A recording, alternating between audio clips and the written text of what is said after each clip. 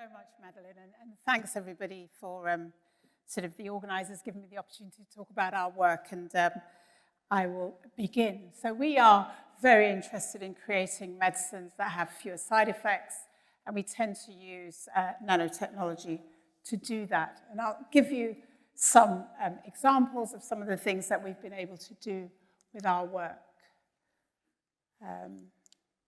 So just always get the thank yous out first. It's a team sport, as you can imagine. Many, many people have given their lives for the presentation that I'm going to tell you in the next 30 minutes. Hopefully, most of them have done it without too much regret. So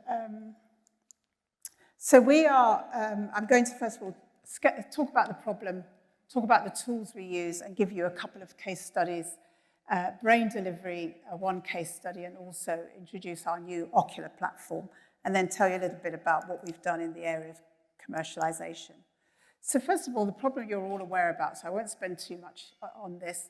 We all know that we have to look at many, many molecules before we get a molecule that's actually going to be able to help patients. And only one in 5,000 molecules that we actually use and know that they can address a target actually make it to the very end. And this long process you're familiar with, it takes a very long time, and there are many, many points of failure. So a very, very low success rate. And what we felt is that if we can reduce the side effect issue, we might then have better success.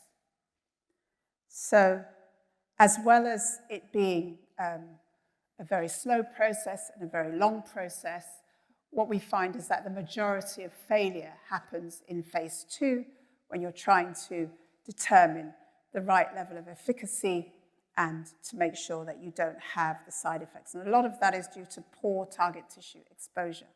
This is the area that we are seeking to address. The second problem that we're looking to address is the problem that you're probably aware of, that many patients do not take their medicines, especially patients on chronic medicines.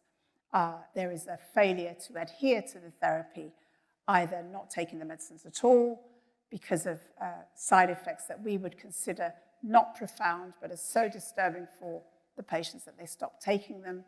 So I know, for example, someone who is on stroke medication, having had a stroke, and stopped taking the medication because of a stomach upset. And these are the kind of things that patients do. They probably don't do it in clinical trial, but they do it in the real world. And so a fear of side effects actually limits therapeutic success. And the tools that we use are nanoparticles. I've given you an image of some of them. They're very small particles. Nanoparticles went mainstream with the COVID vaccines, in that most of you, if you received the Moderna vaccine, would have had fatty nanoparticles, liposomes, injected into you with the messenger RNA. We're very interested in delivering genes to the brain, in delivering to the bladder, in delivering to the retina using eye drops. Normally, if you have a retinal disease, a sight-threatening disease, you will have to have an injection into the eyeball today. And these injections into the eyeball can only be taken in a finite number of times before you then are left to your own devices as a patient. And so the patients are really in a holding pattern. So we're very interested in delivering to the back of the eye using eye drops, in delivering very large and labile molecules to the brain. And so thinking of the first case study I'll show you will really be about brain delivery. Those of you working in the area know that it's very difficult to get molecules that are not small and lipophilic into the brain, and virtually impossible to get nucleic acids from the blood into the brain. So over 90% of molecules are excluded from the brain for good reasons, but this is a problem when you want to tackle central nervous system diseases. The endothelial cells in the brain have very tight junctions. They have enzymes at their surface that destroy materials that come close. They have active pumps that pump compounds out that manage to get in. And so it's a formidable barrier. And some molecules do get in, molecules like diazepam, ethanol, but nucleic acids, really, it's very difficult. And we have transporters for essential molecules across the blood-brain barrier. What this means is that it's very difficult to treat a wide variety of CNS diseases. And it's not just neurodegeneration, which we always hear about, but even diseases like epilepsy and migraine are also poorly treated, or neuropathic pain. And with brain tumors as well, it's very difficult to get high levels into the brain without causing damage to other areas of the body, such as the bone marrow, for example. So these are the things that we want to tackle. We wanted to see, could we give nucleic acids, administer them, and get them into the brain? And so we decided, actually, to go through the nose. So this is just a slide showing that when you deliver a nucleic acid, a plasmid, through the nose, you actually do get the protein then transcribed and translated, and you actually see the protein glow. And what we were able to find was that you have the majority of the protein going to the cerebral cortex, which is very good. It also goes to the striatum. You don't get it going to the back of the brain. And we were the first to really put this in the literature, that if you go through the nose, you can actually get gene expression in the cerebral cortex. You can deliver molecules in solution to humans using the nose-to-brain route. So molecules such as insulin and oxytocin have been delivered as solutions in this way. But in this case, we were using small nanoparticles and using our own delivery system, a polymer, which is quite benign, because if you're going into the brain with this polymer, you need it to be quite biocompatible. So quite clearly, we showed that we can deliver to the cerebral cortex and establish that you would get gene expression if you took this 1 million Dalton plasmid, which was very hydrophilic, hydrogen bonded very well with water, and you could get it into the brain. And what we've then done is made some gene powders. So we've made a dry formulation, and we also have a delivery device. And the delivery device we actually in-license into our company from another company. And what this does is that it fires the powders right high up into the olfactory area of the nose. And we've shown in dog studies that you really do get the material fired into the olfactory area, because we've seen clinical signs with some of our collaborators when they've used this device in dogs. So we have shown that we can deliver the genes to the brain. We've shown that we can use this delivery device to deliver to large animals to the olfactory area. And what we wanted to then demonstrate is that we could actually have a therapeutic effect. And so we used this particular system to show that it is a way to try and treat tumors. Now, P73 is normally upregulated, those of you that work in oncology, upregulated when you have DNA damage. But P73 also has an inhibitor.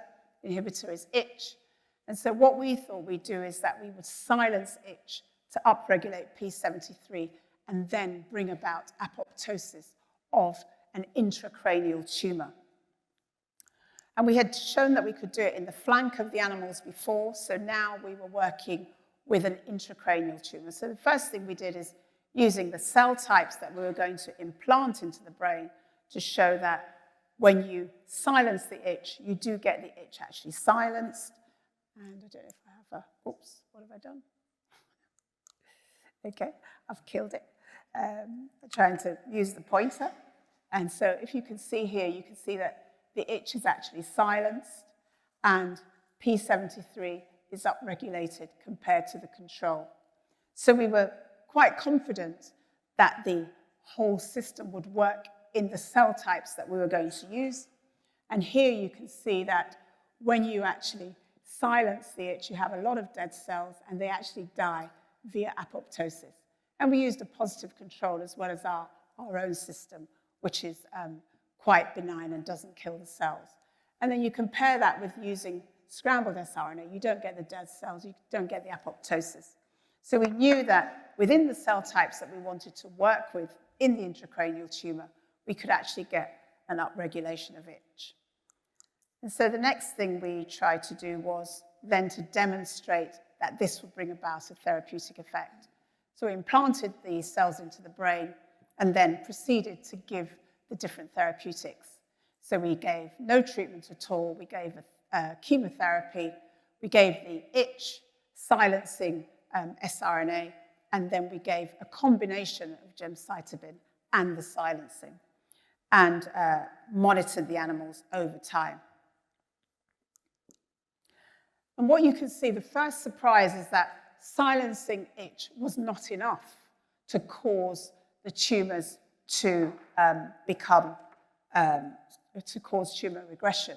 So this is the control in black, silence and itch in gray, not much difference. When we gave the chemotherapy in blue, you can see that survival increases. And it's when you give the combination that you actually get the best result.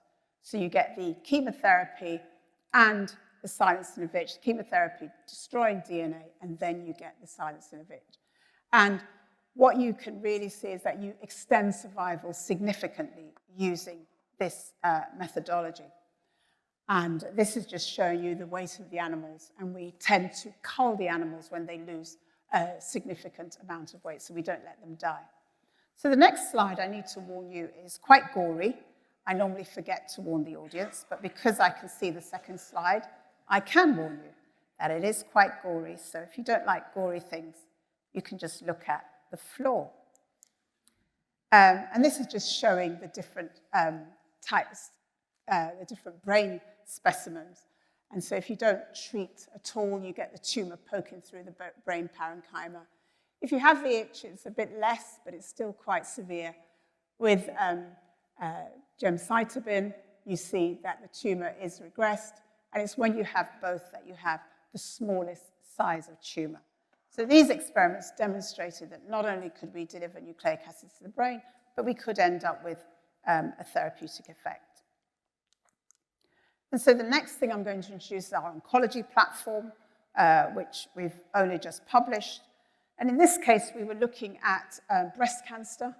And breast cancer has very good survival rates at the moment in our country, mostly down to screening. Most people are screened till they're 64 years old. And you really do see that the 5-year survival is really good for breast cancer. But if you have triple-negative breast cancer, not responding to hormones or to Herceptin, what you find is that the survival rates are markedly less. And if it's a metastatic disease, then it's palliative care only. And there are quite a few patients that are diagnosed with this, 8,000 patients every year in the UK. And one thing that is recognized is that a particular receptor, the CD44 receptor, is overexpressed in these tumors. And this triple-negative breast cancer is more common with Black women. So we set about trying to design something which would then attack the CD44 receptor that was overexpressed in these tissues. And very simply, we started with human serum albumin and found that if we added an acetyl group to the lysines, we would then have a material that would really engage with the CD44 receptor.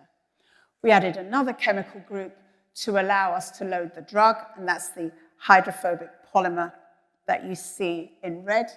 This allows us to load drug, and then we end up with these particles here, and where we've loaded drug into this albumin matrix.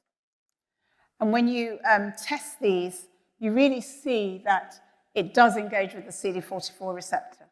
And that is shown here by the fact that you can block it with the antibody, and you can block uptake. More antibody, more uptake is blocked. Without the antibody, in a CD44 positive cell, you have a lot of uptake of your nanoparticles containing a fluorescent dye. And if you have a CD44 negative cell line, you cannot block with the antibody. If you look at, you do get uptake, but you cannot block it with the antibody. The scales are very different in both sets of cells.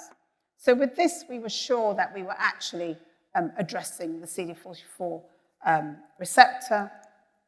And also, just to show you the images, you can see that if you have the albumin that's modified, you get very good uptake into the cells. And if you don't have the modified albumin, you get very poor uptake into the CD44 positive cells. And then we looked at, because we know that the CD44 receptor is well expressed in cancer stem cells, we looked at cancer stem cells and we could really see that we're getting the particles taken up into those particular cell types once we had the acetyl group and not with the control. So quite clearly we established and have published that we are getting uptake into cancer stem cells. And then, of course, we had the tumor in the flank and looked at the response. And what you can see here is that if you compare to standard of care, so women presenting with a CD44 positive triple negative breast cancer, that will be the standard of care, Abraxane. And then you compare to this CD44 positive treatment, CD44 positive treatment that engages with the CD44 receptor, you see that actually the tumors are completely suppressed and they don't grow back over a 90-day period. 90 days is about a quarter of the animal's life. So quite clearly what we've shown is that it looks as if we are actually addressing the kind of cells that will cause the tumor to grow back. So that's the oncology platform, and we're still working on it at the moment, trying to get that into the clinic. And I'll talk to you now about some of the commercialization activities we've done and the materials we actually have got into the clinic. And we've done that through the spin-out company that we have, Nanomerics. And Nanomerics is a small company. We're based in North London. And this is the senior team in Nanomerics, the board. And as you heard, we did win the King's Award for Enterprise last year in the innovation category. And one of us got to go to Windsor Castle, but it wasn't me. And thank you. Thanks very much.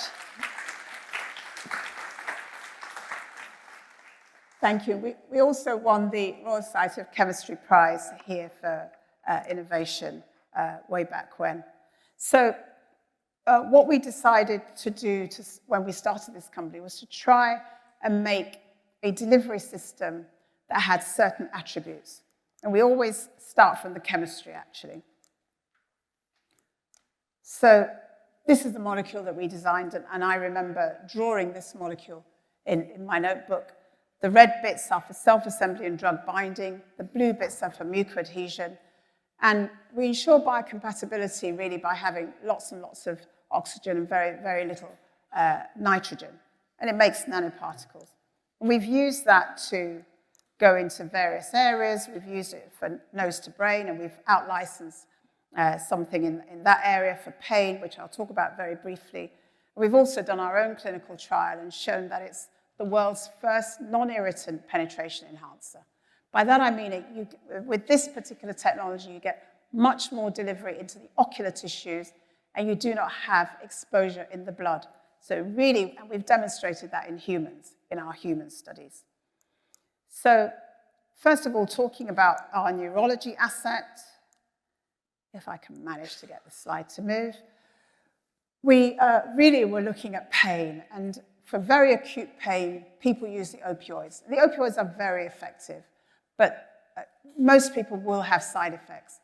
The vast majority of people will have constipation. There will be euphoria and addiction. There's nausea, there's itching, there's a whole bunch of side effects. And there's analgesic tolerance. Many patients become tolerant to these opioids. We know about the opioid crisis in the US, 80,000 deaths a year. But in the UK, there are 40 deaths a week due to opioid poisoning. So we do need better painkillers. And we decided to work with leucine and enkephalin, which is in everybody's brains. And just briefly, what this slide shows you is that leucine and enkephalin, which is an endogenous peptide, we can get it into the brain if we go through the nose to brain route. We can have pain relief, and that is shown by these red symbols, where you're really looking for how long it takes an animal to withstand pain. And you can see here that the higher up you go, then it means you need more pressure for the animal before the animal reacts. So you really get pain relief here compared to the material in solution. You get it if you have these nanoparticles of leucine enkephalin. And you also have no tolerance. And we were the first to show there was no tolerance.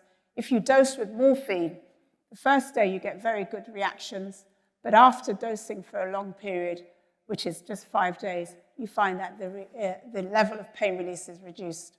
But with leucine enkephalin in this formulation, you have pain relief on day 1, and after dosing a long time, you still have pain relief.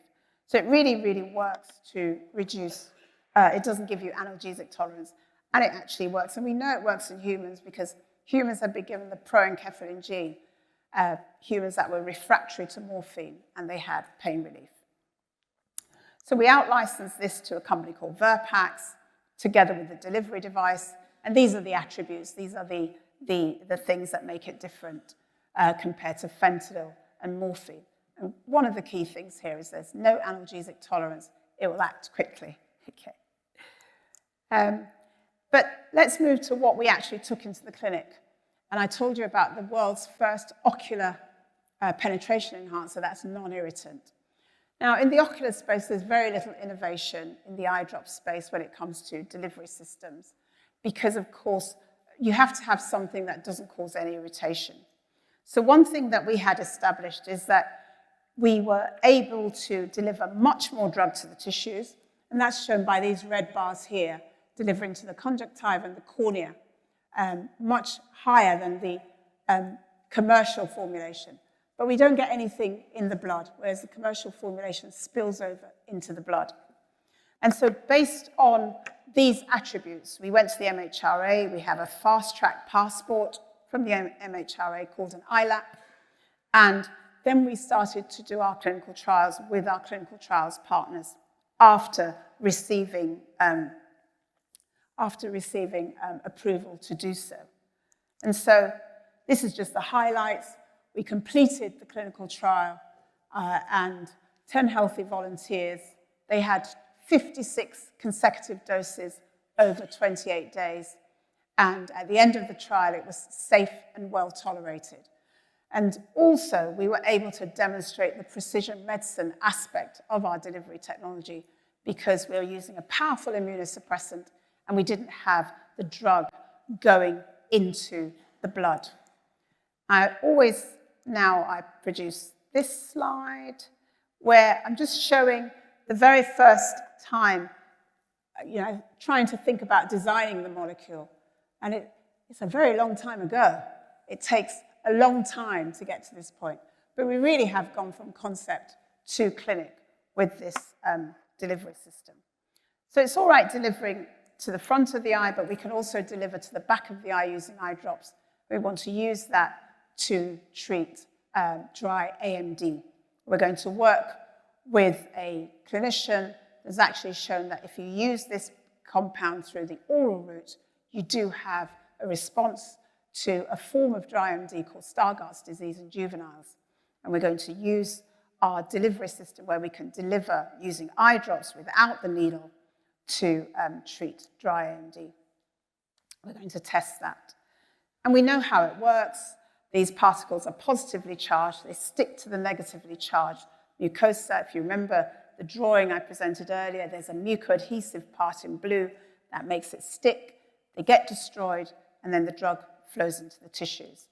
And we know that also because we can penetrate the sclera with the drug, that's why we can use the eye drops to get to the back of the eye.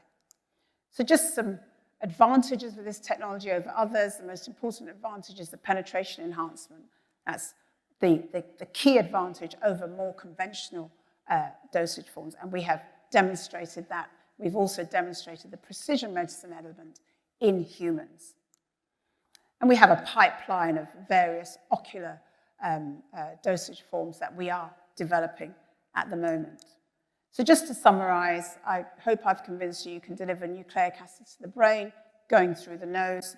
Also, we can target the cancer stem cells using this new oncology platform.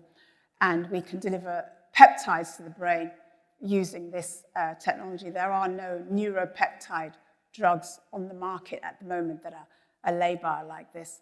And we can also target to the back of the eye using eye drops. And we really have a safe and well-tolerated penetration enhancer. Thank you for listening.